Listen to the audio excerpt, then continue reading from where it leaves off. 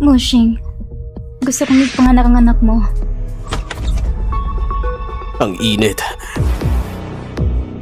Ang init. Jiang Yuan, gusto na kitang angkinin.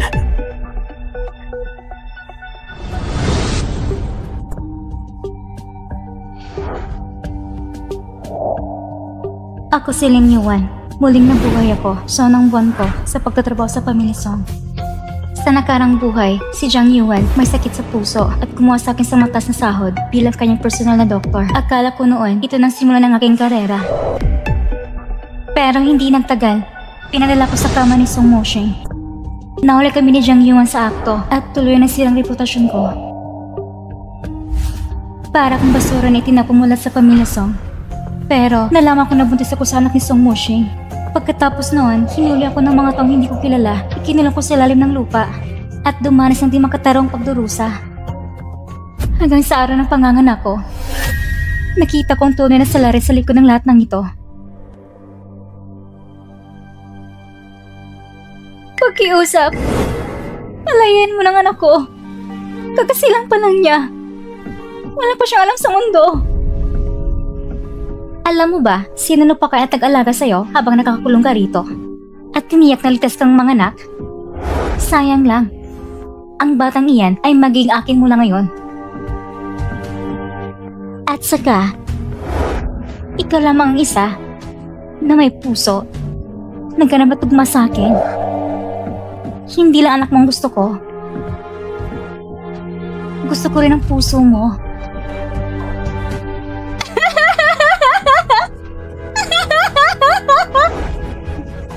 Jiang Yuan. Mas pipiling kong mamatay kaysa matupad ang gusto mo. Dahil binigyan ako ng langit ng pagkakataong mabuhay muli. Hindi ko siya hayang magtagumpay. Aagawin kong lahat ng mahalaga sa kanya. At babaguhin kong aking malupit na kapalaran. Kunti na lang sana. Si Mushing ay magiging akin na. Nakakainis, ngayon pa ko inatake ng sakit. Para lang mabuntis, si Jiang Yuan, binaliwalan kanyang sakit sa puso. Araw-ayang tinatangkang akitin si Song Mushing. Sa nakaraang buhay, sa oras na ito, nawalan si Song Mushing sa bitag ni Jiang Yuan. Parang isang aso sa init ng pagnanasa. Walang mapaglabasan. Dr. Lin! Dr. Lin! Pero Jiang Yuan, sa buhay na ito, hindi ko hayang matupad ang gusto mo. Bakit parang lalong umiinit? Hindi kaya may problema sa sopas na inihain ni Jiang Yuan kanina? Mr. Song, nandito ko para kay binibining Jiang para tingnan kalagayan niya. Song Mushing, sa buhay na ito, gagamitin kita para ipalasap kay Jiang Yuan ang sakit ng pagtataksil. Mr. Song, ayos naman si Miss Jiang. Alis na muna ako. Pasensya na po, Mr. Song. Tingnan mo si Song Mushing. Mukhang nilagyan na naman siya ng gamot ni Jiang Yuan. Inaakit mo ako? Hindi lang kita aakitin. Aagawin ko ng lahat ng pag-aari ni Jiang Yuan. Mr. Song, hindi totoo yan. Akong doktor ni Binibining Jiang. Hindi tamang ginagawa natin. Mr. Song, walang sakit si Binibining Jiang. Alis na muna ako.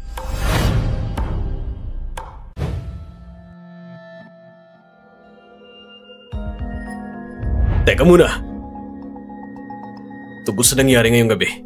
Mr. Song, kaya si Binibining Jiang ay magkaibigan mula pagkabata. Ang tanging minahal ninyo ay si Binibining Jiang lang. Huwag kayong mag-alala. Hindi ko ito ipagsabi kahit kanino. Bakit ko naman sasadya na sabihin kay Jiang Yuan na ikaw pang una ng akit sa akin? Song Mushing. Hintayin ko magustuhan mo ang ganitong uri ng pananabik.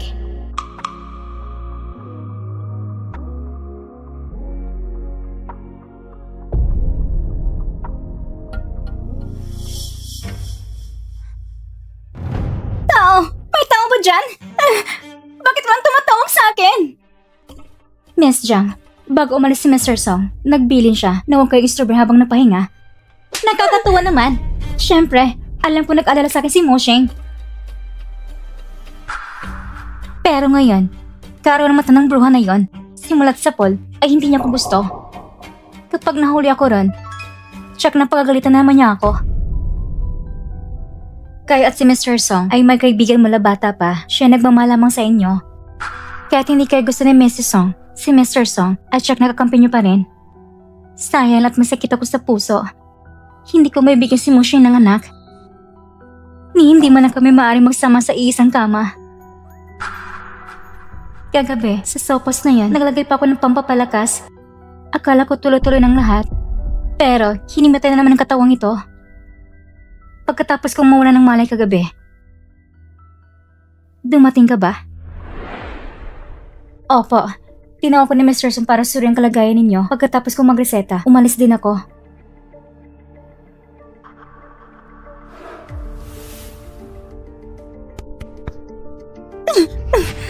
Ang tagang wala kong kinagamot, pero bakit hindi pa rin ako gumagaling?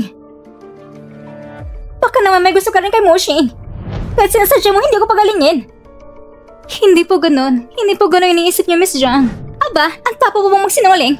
Kagabi, nakita kong lahat. Miss Jiang, kayo pong tumanggap sa akin noon. Kaya nakapasok ko sa Pamilya Song. Ang kabutihan ninyo sa akin, hindi ko kailanman makakalimutan. Paano ko naman maiisip ang ganong kalapastangang bagay? Miss Jiang, isa na akong simpleng doktor na galing sa probinsya. Paano ko naman matutumbasan kayo? Tulad ninyong anak ng mayamang pamilya. Miss Jiang, huwag kayong mag-alala. Gagalingin ko talaga yung karamdaman. At least, marunong akong sumunod. Basta't alam mo lang kung saan ka lulugar. At pagagalingin mo ako, hindi ka mawala ng gantimpala. Talaga nga, isang sampal, tapos isang tamis ng ganting loob. Sayang ka, Jiang Yuan. Hindi ko pala napasin ang utang na ito. Salamat, Miss Jiang. Pangako, aalagaan ko kayo ng maayos. Umalis ka na. Pagkatapos mong ayusin yan, samahan ko pumunta sa lumang bahay ng mga Song.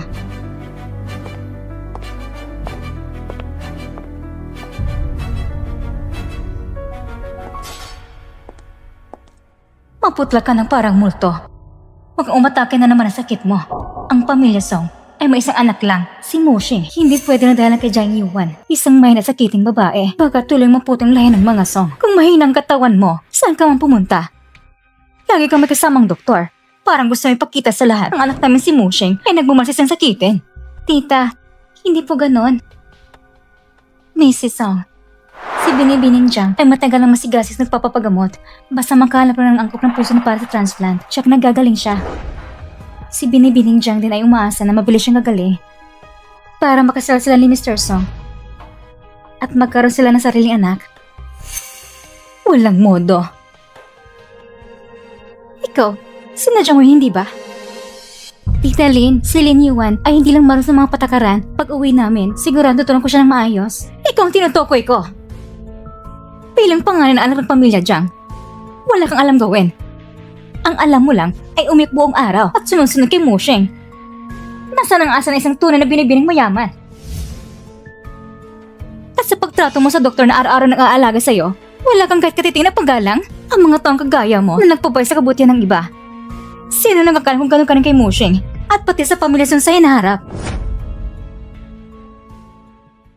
Tita, hindi pa ako gano'n. Mabuti sa akin ng Pamilya Song at si Mushing. Paano ko magagawa yun?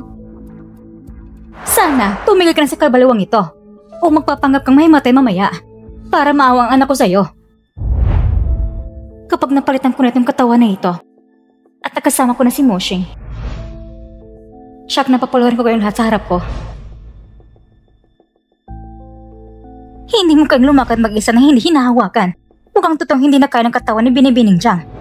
Jiang Yuan, ito pa lang ang simula. Siyak na pagbabayaran mo ang pagkamatay ko sa nakaraang buhay at ang pag-agaw mo sa anak ko. Pagbabayaran mo yun.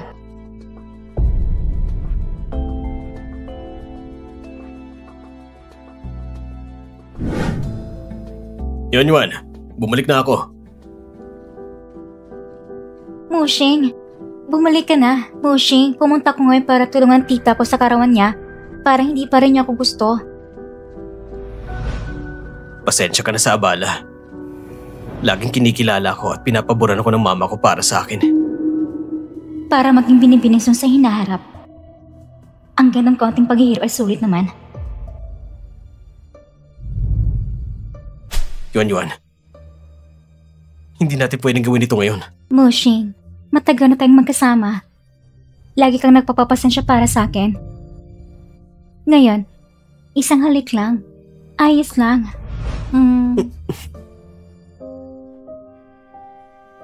Yuan, ayokong dahil sa ating sandaling pagnanasa, maapektuhan ang pinakamahalagang kalusugan mo. Naiintindihan mo ba? Magpahinga ka muna. Magtatrabaho muna ako. Miss Jiang, ang gatas ninyo ay pinapainit na. Ang babaeng ito, hindi gaya ng doktor. Parang isang dalagang estudyante pa lang sa kolehiyo. Parang hindi pa rin siya sanay sa mundo. Lache ka. Pagkatapos na palitan ng puso ko, sigurado hanapin kita ng 10 o 8 lalaki para masiyahan ka. Mocheng, bakit parang hindi nakataon ang isip mo? Okay lang yun.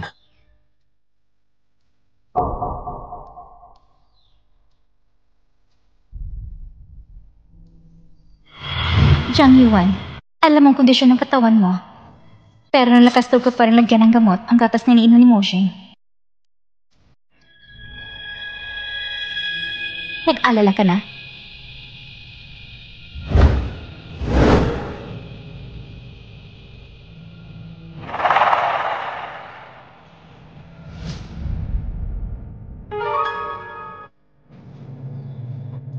Ikaw rin, umakyat ka na itong pahinga. Buhatin mo lang ako.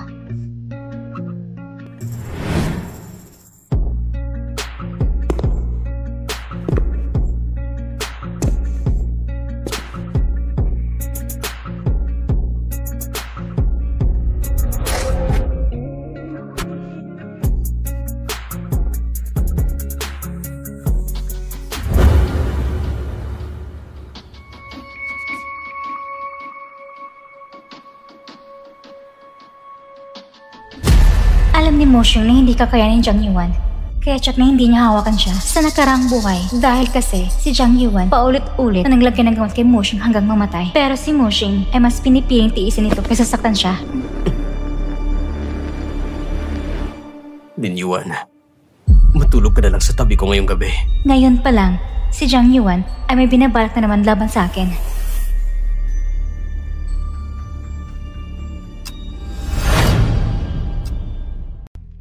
Mr. Song, hindi pwede.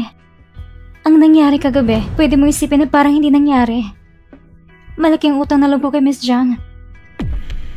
Miss Jiang. Huwag mong kalimutan. Ako ang amo mo.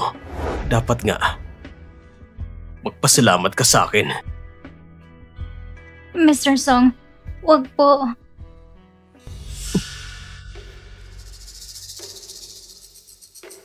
Kung ayaw mo, lumayas ka ngayon din! Mr. Song, mukhang nalagyan ka ng gamot. Pwede ka magpalamig gamit ang malamig na tubig. Song Mosheng, kahit pa isa ka pang parang pagong na may tiyaga, kung paulit-ulit kang ginagamot ni Jiang Yuan, hanggang kailan mo yung titiisin, hindi mo na mahawakan ng matagal. Mr. Song, ang kalagayan ng katawan ni Binibining Jiang ay napakasama. Madalas siyang magkaroon ng problema sa puso. Kung hindi makontrol ang emosyon, kailangan siyang i-admit sa ospital. Kaya, lahat ng bagay na maaaring makaapekto sa kalagayan ng katawan ni Binibining Jiang dapat iwasan hanggat maaari. Kasama ng malapit ang pagkikipag-ugnayan. Mosheng. Baka, hindi na ako makakapag-anak sa buhay na ito. Iiwanan mo ba ako?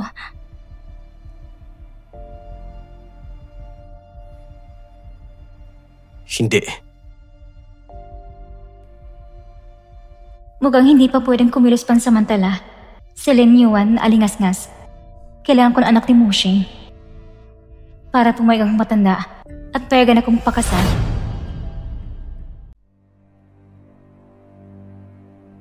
Ano? Kahit gumaling si Jiang Yuan, posibleng hindi pa rin makaanak. Opo, Ginang. Narinig ko mismo mula sa doktor na sinabi niya sa binata, walang mali. At sinabi pa ni Binibining Jiang sa binata na kung hindi siya makakaanak. Ano? Kung Gusto kong makita kung ano pang kaya niyang gawin. Sabi niya, kung hindi siya magkakaanak, mag-aampunan na sila ng bata. Napakasama. Kailangan kong tanongin siya mismo.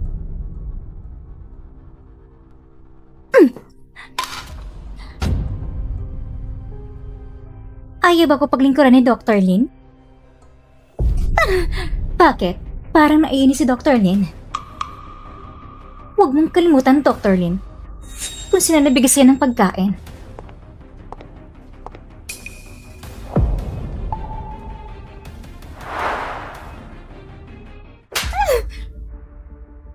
Ano ba yan? Paano mo maintindihan na hindi ka pa kasal kay Moshing pero nakatira ka na dito? Dapat ka mong pasalamat. Hindi ko inaasahan na gusto mo pang patigil ang lahi ng pamilya Song. Hindi po. Manahimik ka. Noon pa man, pinagsabihan na kita ng mabuti at ipinaliwanag. Kung mahal mo talaga si Moshing, hindi mo siya dapat iwan ng walang anak. Sinong mag-aakala hindi mo na nilagay sa puso ang sinabi ko, kundi pinilit mo pa siyang mag-ampon ng bata dahil sa'yo? Napakasama. Jang Yuan, sasabihin ko sa'yo, kung may susunod na pagkakataon, huwag mo kong sisihin kung hindi ko bibigyan ng mukha ng pamilya dyan.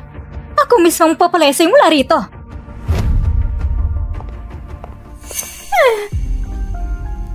Matandang bruha? Talagas pa siyang sampalin ako?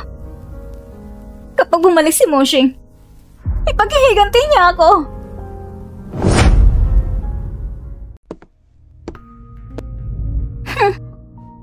Bakit?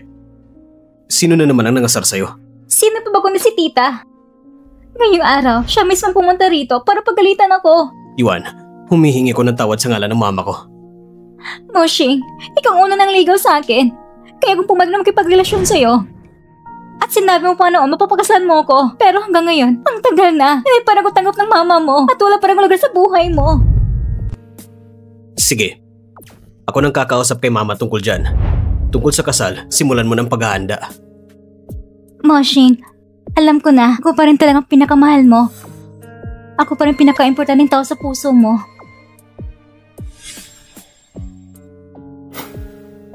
Kumalma ka. Mamaya, kailangan ko pang pumunta sa lumang bahay.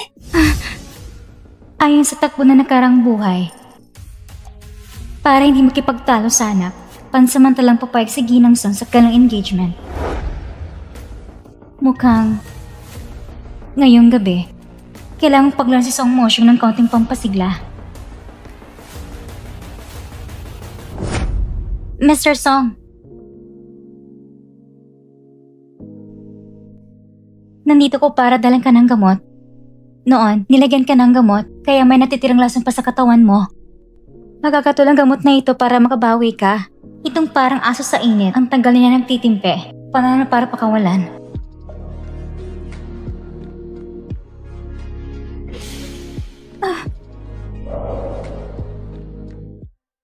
Makabawi? O iniisip mo ba na hindi ko kaya?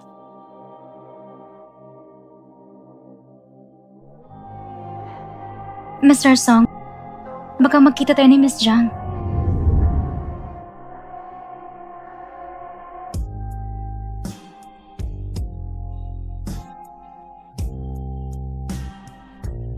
Moshing, sasama ko sa'yo. Moshing, sasama ko sa'yo. Moshing?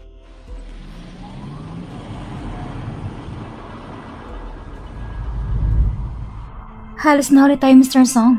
Kung hindi sa loob ng kotse, gusto mo pa bang pumunta sa ibang lugar?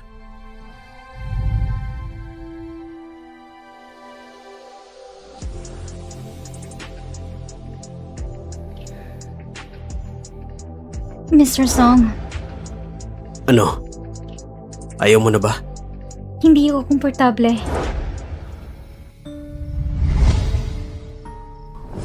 Ginawa mo ba ito para sadyang gawing kahihiyan ko? Mr. Song, hindi ko talaga sinasadya ito nangyari ngayon.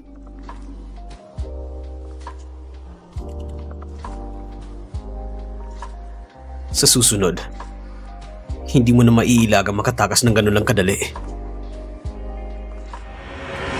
Hindi alam ni Jiang Yong kung ano nilagay niya sa gatas ni Moshing. Dahil sa kanya, nagkaroon pa kami ng pagtatar sa asawa ko. Ginang? Huwag niyo yung sisihan ng binibini dyan sa binata. Iwasan po sanang sisihan. Gagawin nitong mas malalim ang alitan sa pagitan ninyo at ang anak ninyo. Baka pwede po kayong magbigay muna ng hakbang pagbalik para makita ng binata na handa magbawas kayo para sa kanya. May punto kayo.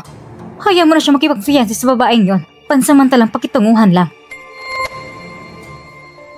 Chang Yuan, ano bang ibig mong sabihin? Pinipinsala ba kita?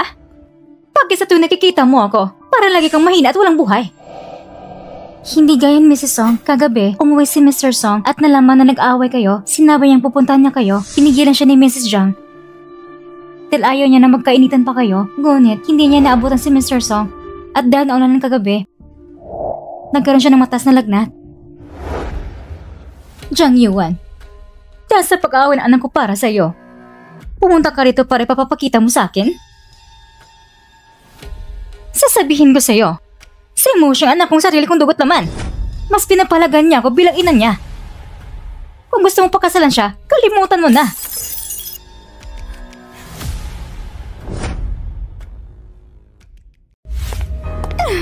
Sino nang utos sa'yo na magsalita na kung ano-ano? Sa harap ng matandang babae na yon, lumuhod ka! Sa oras na ito, dapat ipabalik na rin si Song Mushing.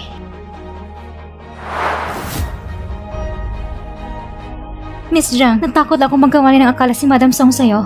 Alam ko ng pagkakamali ko. Kung hindi dahil kay Lin Yuan, kung hindi ako pumayag, makakapasok ka ba bilang doktor ng pamilya Song at kumita ng mahigit 10,000 kada buwan? Sa tingin ko nitong mga araw, lalong wala ka ng galang sa mga nakakataas sa'yo. Ituturo ko sa'yo kung paano magpakumbaba. Tandaan ko sino talagang amo mo. Kung wala ako, wala kang halaga, hindi ka karapat dapat maging aso ko. Yuan, anong ginagawa mo?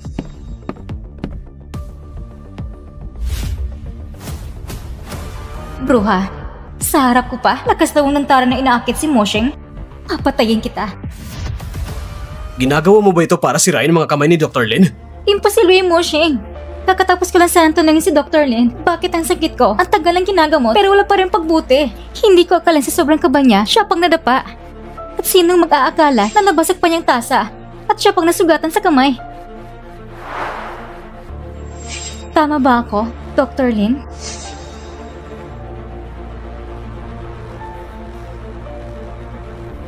Oo. Mabuti. Alam ko na nga, ang mahal kong Yuan ay mabait at mahinahon. Hindi siya katulad ng mga babaeng masasamang loob. Kung tutuusin, hindi naman sana mababasag ang tasa. Kasalanan ng doktor na naging pabaya siya.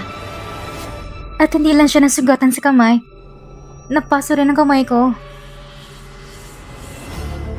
Moshing, sa tingin ko, hindi rin naman sinadya ni Dr. Lin. Huwag ka nang magalit. Alam ko, hanggang ngayon, nag-alala ka pa rin sa akin. Dr. Lin, tinawag kita rito para alagaan ng maayos si Yuan. Mahinang katawan ni Yuan. Bilang isang doktor, hindi mo lang siya naalagaan ng maayos. Halos nasaktan mo pa siya. Kung mangyayari pa ulit to, ikaw na mismo umalis sa pamilya Song. Song Moshing, nasa walang kondisyon mong pagkalinga. Lumaking kasama ni Zhang Yuan at iyon ang dahilan ng malaki kong kamatayan sa nakaraang buhay. Ikaw si Zhang Yuan. Pareho kayo walang kwenta. Siguro pagbabayaran yung dalawang ginawa nyo. Pasensya na. Kasalanan ko. Bilang isang doktor, nasugatan rin si Dr. Lin bilang kabayaran. Yuan, huwag ka na sana magalit. Dahil sa dati naman yung pag-aalaga sa'yo na may malasakit din naman, hayaan mo na natin siya dito. Pero kung maulit pa, palayasin na siya.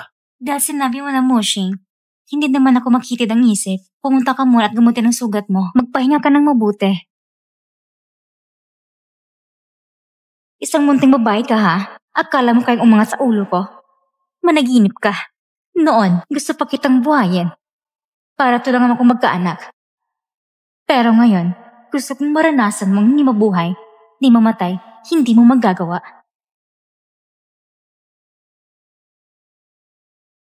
Ang sugat na to, bakit parang bilis gumaling sa sobrang pagdududa ni Zhang Yuan? Sigurado maghihinala siya tungkol sa relasyon namin ni Moshing. Kaya ngayon, dapat ko pang painitin lalo ang sitwasyon. Para tuloy na silang maglayo.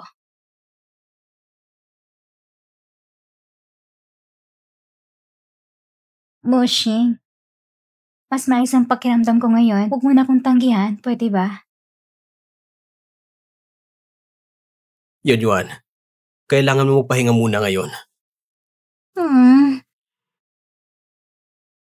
Pwede naman natin gawin ngayon. Si Yuan ang taong pinakamamahal ko. Pero bakit ayaw kong hinahawakan niya ako? Dahil ba ito kay Lin Yuan? Hindi pwede. Hindi ko pwede magpadala sa sariling saya. Hindi ko pwedeng ipagsawalang bahala ang kalusugan mo. Bumalik ka muna at magpahinga ng maayos. Pareho na namang dahilan. Song Moshing, ayaw mo ba talaga kong hawakan? Baka naman dahil kay Lin Yuan, yung babaeng yun. Sige na nga.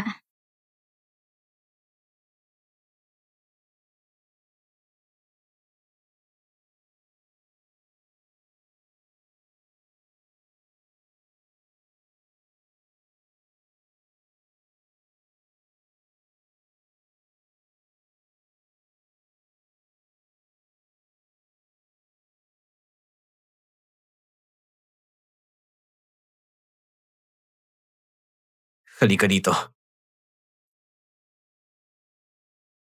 Mr. Song? Aray, Hayaan mo akong tignan. mas mabuti pong huwag niyo na itong tingnan. Kasalanan ko rin po kasi wala kong kakayahan. Hindi ko nagamot ang maayos ng sakit ni Miss Jiang. Bakit ka naman ganito ka masunurin? Ganitong maunawain? Pero ang alam ko, si Jiang Yuan ay palaging mahinahon. Bakit ngayon, dahil lang sa ganito kalit na bagay, na kaya niyang saktan ka? Kasalanan ko po. Akong hindi nakapag-alaga ng mga ayos kay Miss Jiang. Pagbalik ko, ibibigay ko na sa kanya ang resignation letter. Ngayong gabi, huwag mo kong tanggihan. Pwede ba?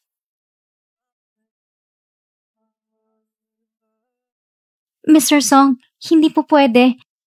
Pag nalaman ni Miss Jiang, hindi niya po papatatawarin. Kung hindi mo sasabihin, paano niyo malalaman? Huwag kang mag-alala. Hindi kita pababayaan. Pero, ikaw ang tunay na mahal ni Miss Jiang. Sa puso mo, tanging si Miss Jiang lamang ang laman. Pero ngayon sa puso ko, ikaw lang. Matagal na kitang nahuling isda. Paano na para matikpan ng isdang alat ng dagat? Pero, hindi pa sapat. Hindi pa niya dapat madali ang makanta ng gusto niya.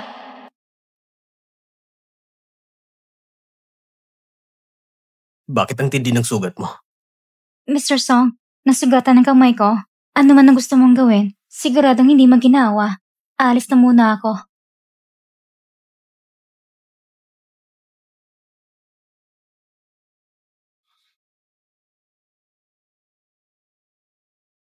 Mabilis ka naman tumakbo.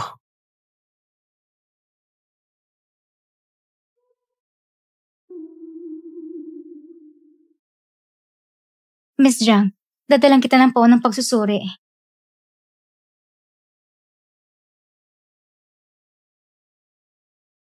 Lin Yuan, kahapon ba, ikaw nagsabi kay Moshing na hindi bumubuti ang katawan ko at hindi pwedeng matinding ehersisyo? Miss Jiang, hindi ko sinabi yon. Ang katawan mo, matapos ng mahabang panahon ng pagpapagaling, ay bumuti na ng malaki. Kahit hindi ka pa pwede magsigawa ng matinding ehersisyo, pwede ka pa rin makipagtalik.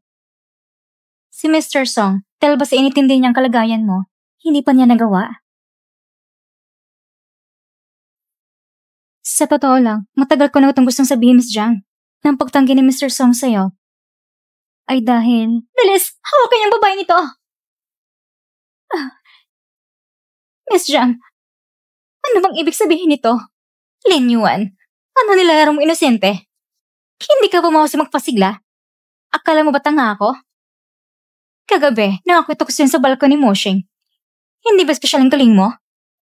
Kung kulang ka na sa lalaki, pupunan ko ng kailangan mo. Tunay nga, Miss Jiang, kagaya ng karang buhay mo. Nangangalap ka agad na isang pulube para insultuhin ako.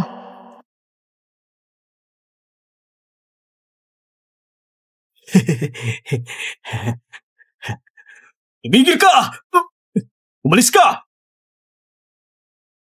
Yuyue, ano bang ginagawa mo?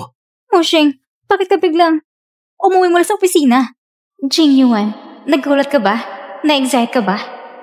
Matagal ko na hinihintay ang sandaling ito. Nung nakarang buhay, ako'y tapat at maayos. Itinuring kitang aking tagapagligtas. Ngunit ikaw, dahil lamang sa isang papuri ni Song Moshing tungkol sa aking kakayahan, itinako mo ko sa isang pulubi. Ngayon, sa buhay na ito, ako na mismong lumalabag sa hangganan mo. Kung hindi ako dumating, hahayaan mo bang apihin ng ganitong tao si Dr. Lin? Moshing, nagkamali ka ng akala. Ikaw ay ano? Kung ayaw mo kay Dr. Lin, maaari mo siyang tanggalin ng direkta. Hindi na kailangan gawin na hayaan ng isang pulubi na apihin siya. Dati, napakabait at mahinahon mo. Bakit ngayon ganito ka? Hindi ako. Hindi. Kahapon, sinunog mo siya sa galit. Ngayon naman, hinayaan mo ang pulubi na pahiyain siya at yun pa lang ang nakita ko. Paano pa kaya ang lihim na ginagawa mo? Moshing, gusto mo ba talagang pagdudahan ako? Dahil lang sa isang taong hindi mo naman kilala? Jiang Yuan, masakit ba? Masakit bang pagdudahan ng taong mahal mo? Masakit. Pero lahat ng ito, hindi pa rin kasing sakit ng mga ginawa mo sa akin noong nakarang buhay. Hindi kita sinisisi. Ang gusto ko lang, Anong gusto mo? Naisipin mo na ako'y may pusong malug at mapanganib? O naisip mo rin ba na ako'y masama at mapanukso? Nung nagsimula pa lang tayo, napakabait mo sa akin. Tinuturi mo ko isang kayamanang pambihira. Ngayon na magkasama na tayo. Ang sawa ka na ba sa akin?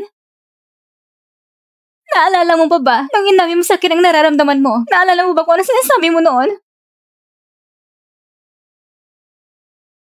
naalala ko. Sinabi ko, si Yuan ang babaeng gusto kong protektahan habang buhay. Tama nga ako. Sila talagang dalawa. Hindi basta-basta maghihiwalay. Miss Jiang, pwede mo pagdudahan ako, pero hindi mo pwedeng pagdudang nararamdaman Mr. Song para sa'yo. Alam ko, ang presensya ko ay nakaka-istorbo sa'yo. Ito aking resignation letter. Pakiusap, paintulutan mo akong umalis.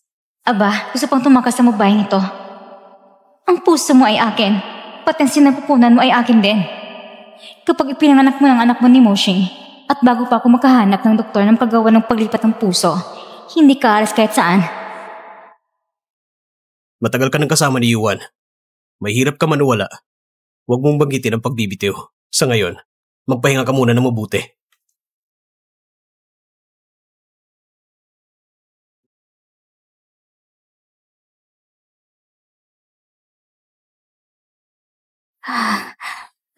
Aling Wang, bakit para nagmamadali ka? Ngayong araw, uuwi si Mrs. Jiang at espesyal pa niya sinasabi sa amin na dahil sa pagod si Mr. Song sa trabaho, iyan na namin siya ng pampapalakas tuwing ba umuwi si Jiang Yuan sa bahay para lang maghanap ng doktor na makagawa ng paglipat ng puso. Ayon sa takbo ng panahon ng nakarang buhay, malapit na niya itong matagpuan. Kapag dumating ang oras na yan, hindi ko pa rin mababago ang malupit kong kamatayan noon. Kailangan kumilos agad. Aling Wang, doktor ako. Ako ang pinakasanay dito. Noon, parang narinig ko minsan na sinabi ni Mr. Song na masyadong matapang ang amoy ng mga herbal na pagkain. Bakit hindi mo na ibigay itong pabangong palawit sa kanya? Magkakatulong ito para mapakalma at mapabuti ang katawan niya. Sige.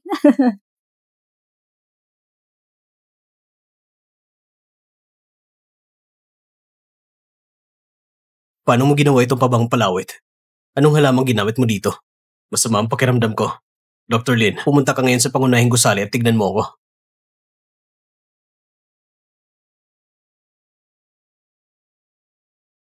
Gusto mo pa talang gamitin ng mga ganyang pakana para lukin ang pumunta sa main building? Hintayin mo lang. Hayop kang lalaki. Ang tapang pa rin ng ugali.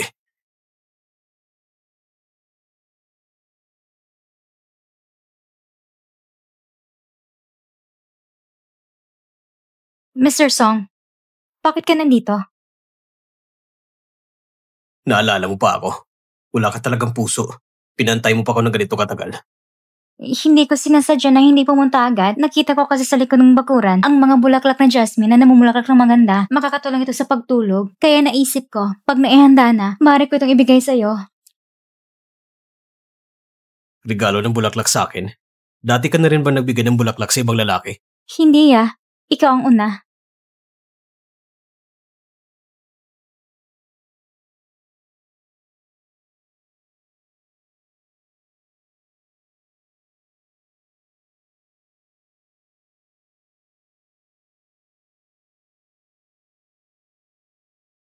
Kung siya lang sana magiging asawa ko, ang saya siguro. Paano ako nagkaroon ng ganitong iniisip para sa doktor ni Yuan? Masyado kong nilapastangan si Yuan kung ganito. Mr. Song, may nararamdaman ka bang hindi maganda? Ayusin ko para sa iyo ang isang posisyon sa isang pribadong ospital. Mas mabuti pang umalis ka na agad. Simula ngayon, huwag na tayo magkita ulit. Hayop na lalaki.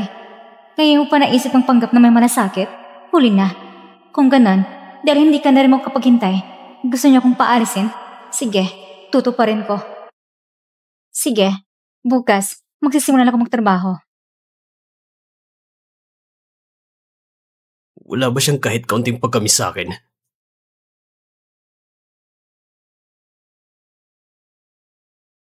Hindi ko rin alam nito mga nakarang araw kung iniisip niya ba ako.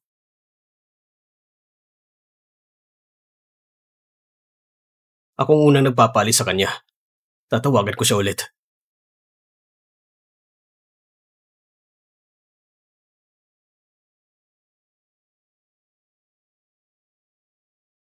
Lumabas pa siya kasama mga kaibigan para kumain ng hotpot.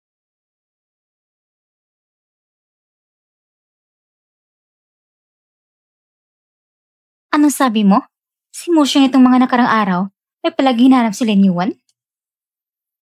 Narinig ko na ang ginawa sa pribadong hospital ay naglaan sa kanya na isang hindi ganaw mahalagang trabaho. Kumalat ang mga chismis sa mga katulong na siya raw magiging susunod na gina ng pamilya Song. Sinungaling! Pumunta ka sabihin kay Lin Yuan na masama ang puso ko. Sabihin mo na bumalik siya agad. Ang binibinit ang Ginoo. Dahil sa nangyari noon, hindi pa napaparang kanilang galit kung may mangyari pa kay Dr. Lin. Miss Zhang, huwag mong hayang dahil sa isang Dr. Lin, maapekto ng relasyon mo at ng Ginoo. Tama ka. Hindi po rin dahil sa isang babae. Sira ang relasyon ko kay Moshing. Ngunit ang pagiging naroroon niya ay sadyang kapahamakan. Makaraan ng 2 araw ay karoon na ni Moshing, siguradong darating si Songling doon. Hindi ba Dr. si Lin Yuan, pahandaan mo siya ng 2 pang medisina na putahe kung may mangyari sa ginang Song sa salo-salo? Si Moshing pinakamaasikaso sa kanyang ina, siya na hindi niya papatawarin ang sinumang sakta ng kanyang ina.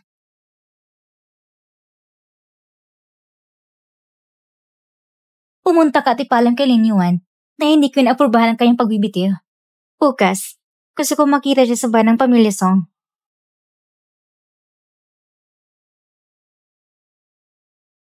Dati, balak pang alagaan ka ni Lin Yuan. Inapangakong papakainin ka ng masasarap na pagkain at inumin bilang aking manlalakbay na sinapupuna at pinagmumula ng damdamin. Ngayon, gusto kong wasakin ang iyong reputasyon. Paalisin ka ng pamilya Song. Maghihirap at mangingisay ng awa sa akin.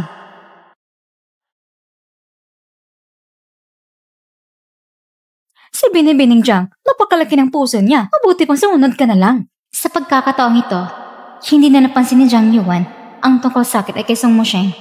Baka may inahandang panibagong plano siya. Ito ang menu para sa birthday banquet ng Ginoo. Tingnan mo kung may mali. Napakakarayon ng mga ito. Nagkakasawa na. Hindi ba pwedeng may kakaiba? Bukas, darating din ang ginang. Gagawin mo lang ito para pang akalang ayos. Dr. Lin, mausay ang ideya niyo. Baka pwede kayong magbigay ng mungkahi. Birthday? Halos nakalimutan ko. Nung nakaraang buhay, si Jiang Yuan gumawa ng patibong sa akin sa birthday banquet. Nilagyan ako ng gamot para mapunta kay Moshe na hindi sinasadya. Pagkatapos noon, inakusa pa sa akin ang paglagay ng gamot. Dahil dito, pinalayas ako. At inaresto pa ni Jiang Yuan at ikinulong sa maliit na silid. Ang gusto ng ginang siguro ay mga medisinal na putahe na nagpapapaganda at nagpapapalusog ng balat. Hindi basta-basta pwedeng kainin ng mga medisinal na putahe na ito. Jiang Yuan, sa buhay na ito, hindi na kumahulog sa iyong patibong. Hindi na maod ang nakaraan.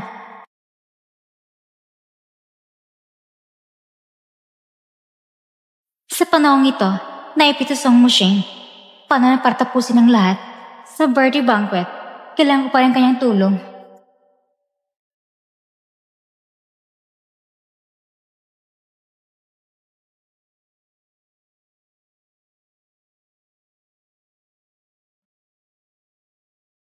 Song Mosheng, tarantado ka. Kumain ka ng todo tapos tatakbo lang? Paano mo nagawang sabihin mga sata nag-yelo na para pang minus 10 degrees? Pinapalis pa ako sa kanya? Bawa pero walang silbang lalaking ito. Lin Yuan, kumusta ka? Hindi ko alam na darating ka. Aalis na ako ngayon. Bakit ka aalis? Diba sabi mo sa akin, lumayo na ako sa'yo at huwag na kitang guluhin? Tinatupad ko lang pangako ko. Pakawalan mo ako.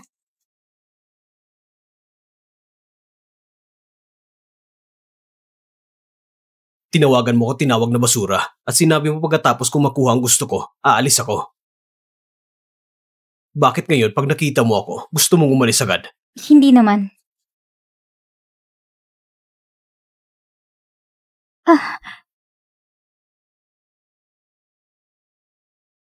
Iba ang sinasabi ng bibig mo at laban ng puso mo.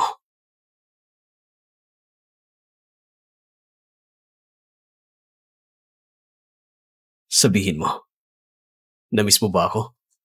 Mr. Song, may sakit pa ako. Huwag kang mag-alala. Hindi ako gagawa ng masama sa may sakit.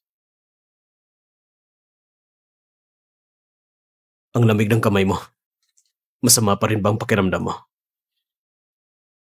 Isa naman akong doktor. Walang kasanggan ng simpleng sipon. Pero ikaw, Mr. Song, lumayo ka muna sa akin. Baka mahawa ka pa.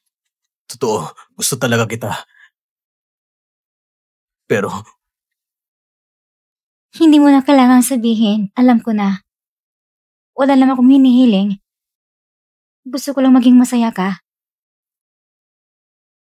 kung maaari ko mapanatili si Iwan sa tabi ko, magiging masaya ako. Pero yun ay pagtataksil. Mr. Song, hindi magandang pakiramdam ko. Mas mabuti umuwi ka muna. Ang lakas ng ulan sa labas. Baka magkasakit ka pa. Nag-aalala ka ba sa akin? O iniiwasan mo ako? Bukas ng birthday banquet mo. Marami pong kailangang ayusin. Kaya umuwi ka na muna. Sige, magkita tayo bukas.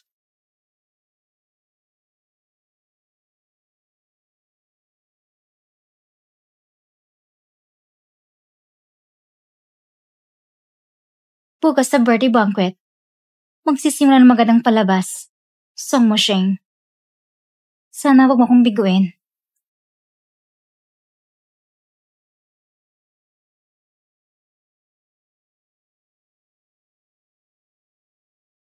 Kuya, kapag natapos ang karawan mo ngayon, 29 years old ka na, dapat siguro pag-isipan mo na ang mga bagay tungkol sa kasal. Tito, tita, ngayon ay karawan ni Mushing. Pinili ko pang abangan ng kusina para yan ay isang espesyal na punan para sa lahat.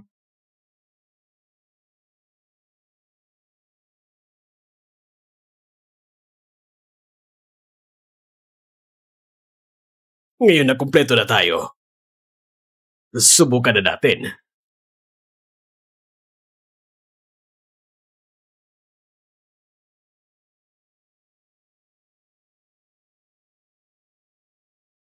Talagang masarap ang medisinal na putahe na ito. Mukhang si Yuan Yuan ay maayos na inalagaan si Mo Sheng. Kung nagustuhan niyo po, ayos lang. Ang medisinal na putahe na ito, maganda man. Dahil gamot nga ito. Si Binibining Jai matagal uminom ng gamot, kaya kaya niyang tiisin ito, walang problema. Pero kami hindi. Bawat pa rin tayo maging maingat. Tama sinabi ng tita, hindi ko naisip na mabuting lahat ng bagay. Pumunta ka sa kusina, telling mo na inhandang inumin.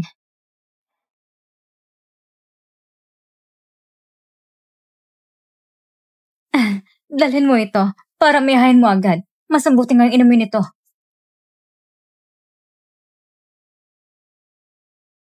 Dalhin mo ng mga bagay na ito sa itaas. Ako ay doktor, hindi katulong. Ang mga bagay na ito ay dapat ninyong gawin. Si Miss Zhang mismo nag-utos sa'yo. Hindi ka ba susunod? Ito bang plano ni Jing Yuan? Pilitin akong magkamali. Kung ganito, susubukan ko. Tingnan natin anong patibong inilatag mo para sa akin.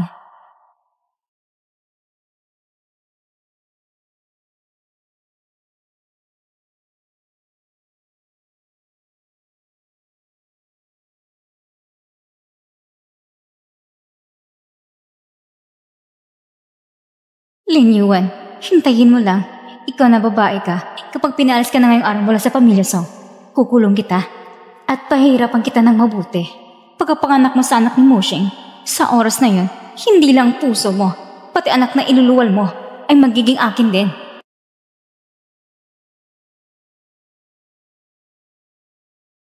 Jiang Yuan, narinig ko, ang kalagayan mo ay mas mabuti nitong mga araw. Kaya tungkol sa kasal at pagkakaroon ng anak, dapat mo na rin isama sa plano. Pumunta ka agad sa ospital, magpasuri ka ng kumpleto.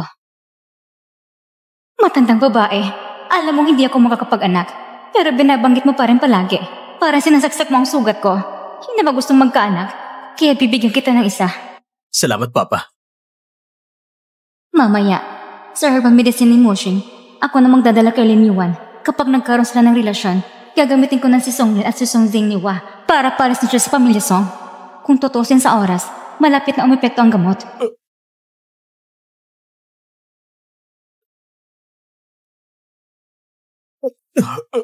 Zhenhua, anong nangyayari sa'yo? Nagkamali ba ko ng timpla? Pa, ayos ka lang ba? Tito, anong nangyari sa'yo? Pagkat naman si inumin, may naglagay ng gamot. Si Lin Yuan na nagdala ng inumin. Lin Yuan, ano bang nilagay mo? Wala akong inilagay ng gamot. Ako ay, ano ka ba talaga? Maaari kong patunayan. Dr. Lin, nakalimutan niyo talagang karinong nilang nilagay ninyo. Ngayon, may saksi at ebidensya na. Ano pa ba ipaliwanag mo? Sa tingin ko, hindi ka karapat dapat maging doktor. Ngayong araw, tatanggalin na kita. Walang dahilan si Lin Yuan para lasunin ang aking ama. Kahit pa nagkamali siya ng gamot, kung gusto niya akong lasunin, hindi rin posible. Kung gusto niya, noon pa sana, may nangyari na sa aming dalawa. Manahimik muna kayong lahat! Dr. Lin, halika muna tingnan ang kalagayan ng aking ama. Oh, Ching! Ching Yuan, ayaw mo ba kami makita ng maayos? Yung maliit mong panilin lang. Huwag mo ang kaya na hindi ko nakikita. Mga salbahe! Lahat kayo mga salbahe! Lahat ay laban sa akin. Kung hindi para sa kapangyarihan ng pamilya Song, hindi ako magtitiis ng ganito. Ginoo, Ginang. Totoo, naglagay ko na isang bagay sa inumin. Tingnan nyo, inamin mismo niya. Pero, ang bagay na iyon ay nakakabuti sa kalusugan. Paano naman? Paano naman si Tito? Zhenhua, ayos ka na ba? Ayos na, ayos na. Hindi lang ayos. Pakiramdam ko, magaan na rin ang katawan ko. Kahit ng pamilya ni Lin Yuan ay hindi mataas ang estado, malakas ang profesionalismo niya at isa siyang doktor. Kung mapapangasawa siya ni Mushing, siya na may bibigay sa pamilya Song natin ang isang malusog at matalinong anak. Tungkol naman kay Jiang Yuan. Miss Jiang, hindi ka pa kasal kay Mushing, kaya hindi mainam na manatili ka rito ng matagal. Sa loob ng ilang araw, bumalik ka na sa pamilya Jiang.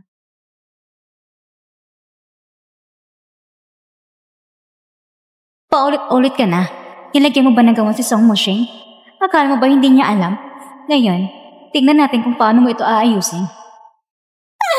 Tungkol sa herbal na pagkain, mas namuti paliwanag mo ng malinaw sa akin. Hindi ako nagsisinungaling. Sabi niya, makakaganda ang herbal na pagkain. Check na mo gusto nito ng ginang.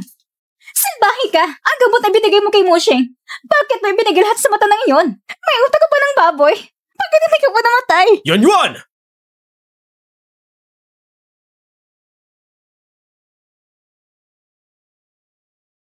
Bilang magiging ginang ng pamilya Song, paano ka maging ganito ka walang pakundangan?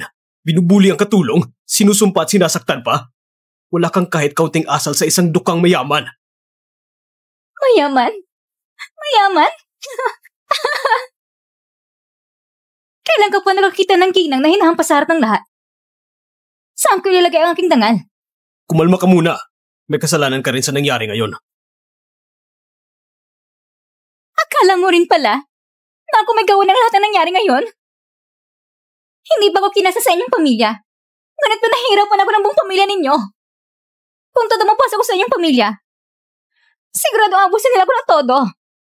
Yuan, sa paningin mo, ang mga magulang ko'y walang kakayahang makilala ang tama at mali?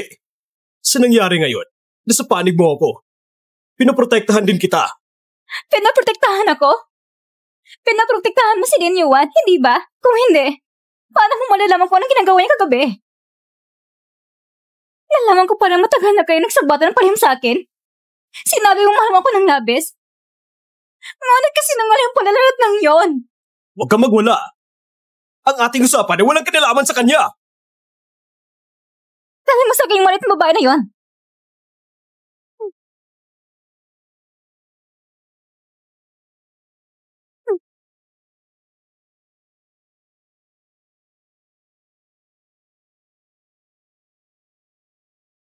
Mr. Song, Miss Zhang, ikaw na nagpapanggap na mabait. Ngayon, sisiraan mong pangalan ko. Tingnan natin kung paano ko maliligaw ng lalaki. Huwag ka muna magwala! Lumayo ka!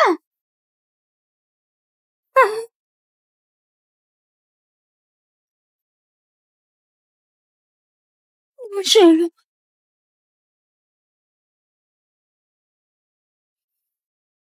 Hindi ba palagi mong iniisip na gusto ko si Dr. Lin? Bibigyan kita ng sagot.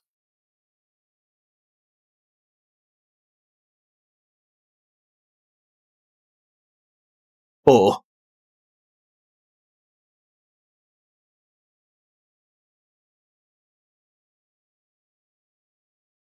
Salbahe ka! Papatayin kita!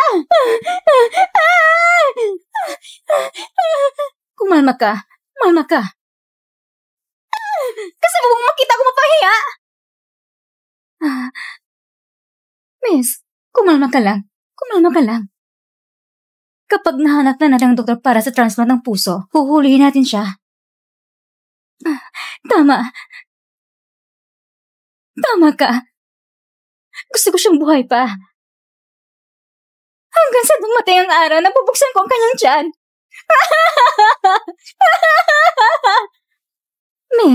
Miss.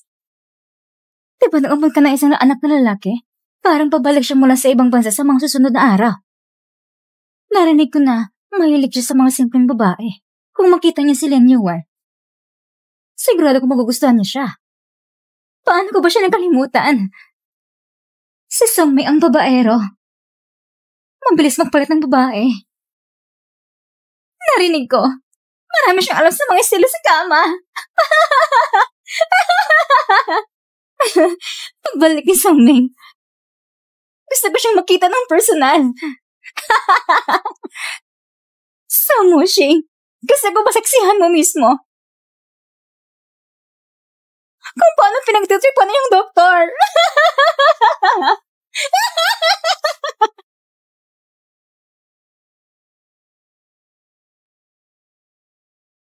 Yuan, sa mga panahong ito, iwasan mo muna siya. Huwag mong piliting magbigay ng panggamot kay Jing Yuan. Kung may problema, diretso ka makipag-ugnayan sa akin. Salamat. Si Mr. So ay patuloy na tumulong sa akin ngayon. Ako nagdala sa'yo ng problema. Kung hindi ko pinapalakas si Jing Yuan, hindi sana nangyaring ganitong hindi pagkakaintindihan ngayong araw.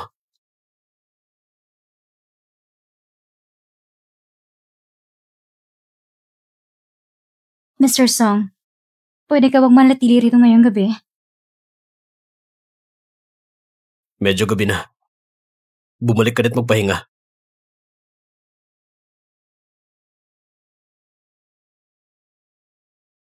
Gusto kong siya ang unahan na mawala ng lahat ng mga pinapapahalagan niya.